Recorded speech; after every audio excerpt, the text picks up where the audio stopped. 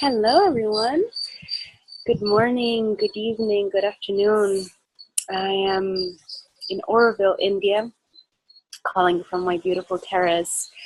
You'll hear a lot of presences around me. There's a lot of crow friends and a lot of birds around me. And yeah, welcome. Happy to be here again and record a video in English. I've been nurturing more my Italian videos, and now I'm back for some English. And yeah, today I wanted to talk about white space. It's something I'm really excited about. I'm still learning everything about it. And yeah, I'm definitely a beginner. And what the definition of white space is, when you imagine your weekly calendar and every day is divided by hours, and maybe you use Google Calendars or any other kind of calendar, and you fill up with different colors, like your different activities like work, family, exercise, cleaning the house, meeting with friends, having dinners, all the different things that fill up your life. The white space is the space where there's nothing in the agenda. And a dear friend invited me to work on creating at least 4 hours a week of white space, and possibly 4 hours in a row. So far, I've been able to split in little slots of 30 minutes to an hour, sometimes 2 hours. But I'm going to go there to the 4 hour slot.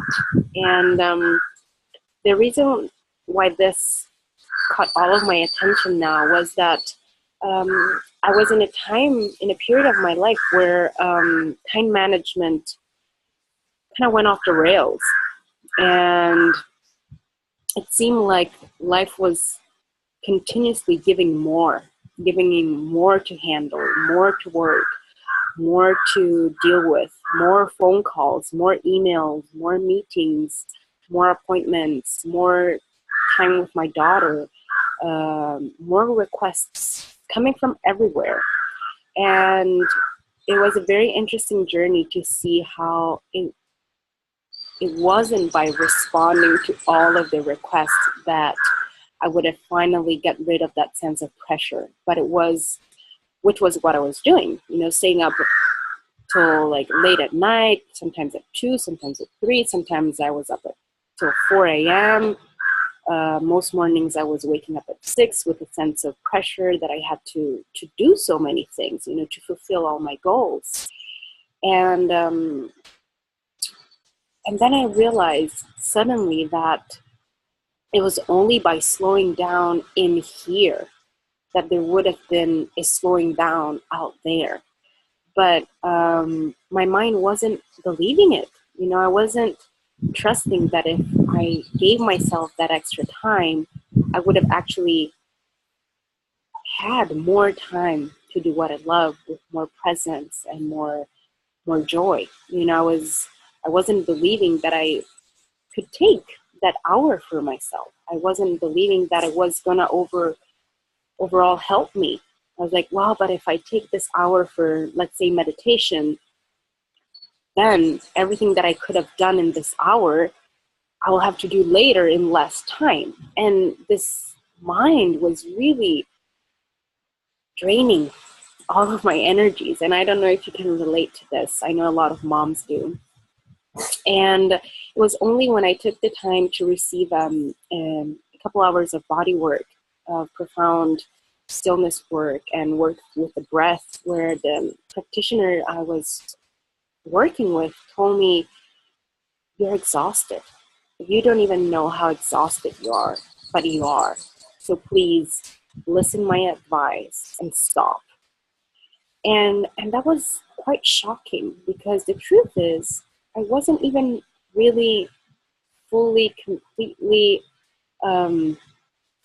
experiencing that exhaustion, because I have a really strong mind and will force, and I would just like push through everything, push through the difficulties, push through the tiredness, push through the being sleepy, and keep going. which of course is something that has moved me in life where I want to be. But at the same time, lately it has gone a little bit out of balance. And so the session really brought me back to like, okay, maybe I need those 4 hours of white space. Maybe I really need to slow down. And it took tremendous effort to do that. But what I'm doing is in the morning, first thing I do when I wake up, after brushing my teeth, going to the bathroom, doing a minimum of lemon water, but keeping it very, very simple. I just get a pillow and sit down for at least 20 minutes.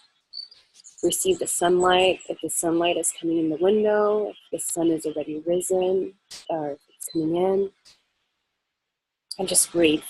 And I can already tell in the morning that the mental activity is already there, like running, and there's like, I have to really stay strong, not to go to my emails, not to go to put off of airplane mode my phone and answer all the messages so I can get things done. And so, yeah, meditation in the morning. I'm lucky enough to be in Oroville right now, where there's this incredible meditation center at the center of the town, where it's just a place where you go and be in silence and receive the silence. And then the other ways I work with these 4 hours, I'm trying to do at least an hour a day, so it's 7 hours per week, to just meditate. Because if it's not meditation, if it's some sort of activity, I see myself going into the doer, the wanting to accomplish something. Like, okay, well, I just use this time to clean the house or do the laundry. And that's still like working with that mental schedule. So for me, what's working as white space is nothing. Meditation, white space, white everything. And what I've noticed is that my meditation muscle was out of shape. And I have been meditating for years, and I love meditation. And then after my daughter was born, it just kind of faded out of my life. I didn't make time for that anymore because there were other priorities. But the truth is that meditation is a priority. I want it to be a priority no matter what's going on the outside. So the cool thing, if your meditation muscle is out of shape, is that you will notice the benefit right away. After your first 10-minute session, you'll notice like, wait, like I'm chill, I'm cool, I feel better, I feel calmer. And that's the beauty of being out of shape. Even if you haven't ran for a year, you go for a run, you come back, and your muscles will be sore the next day, but you feel immediately better.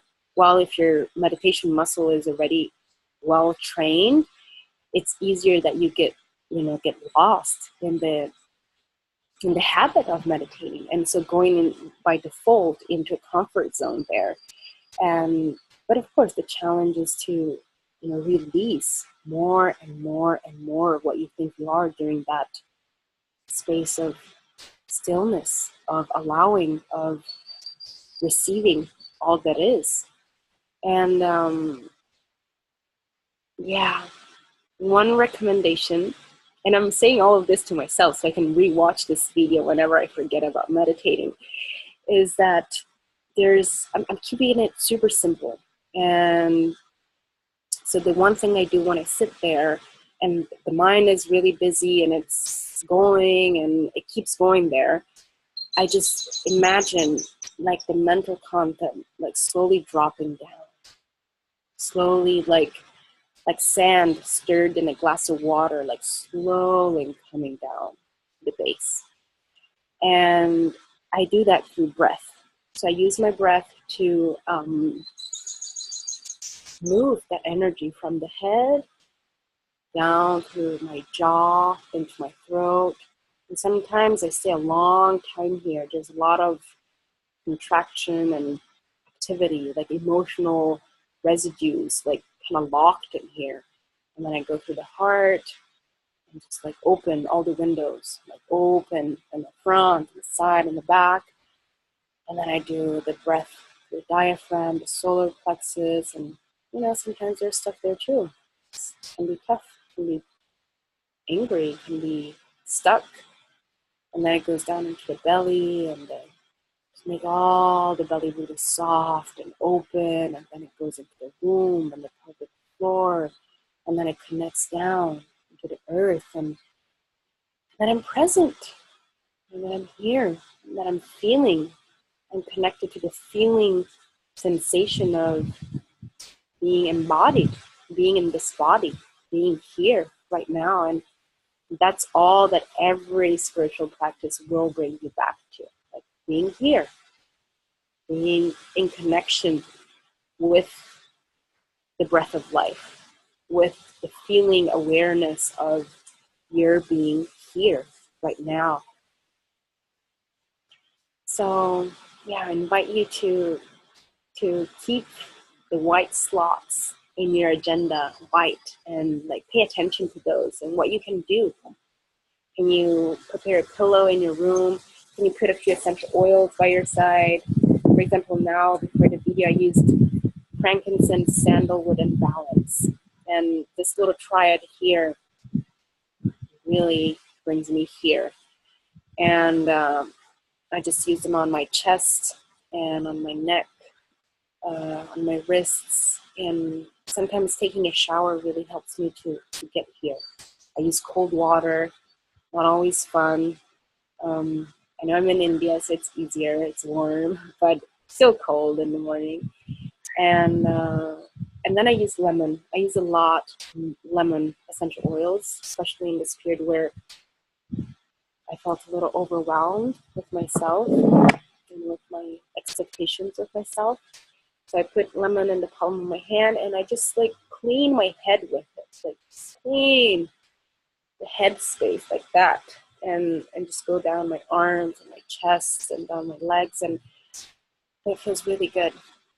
So yeah, I would like to know how are you excited about creating white space in your life, and how your meditation practice is going, and if you would like me to talk more about this, if there's anything that I can support you with in this, bringing your back to yourself, to now.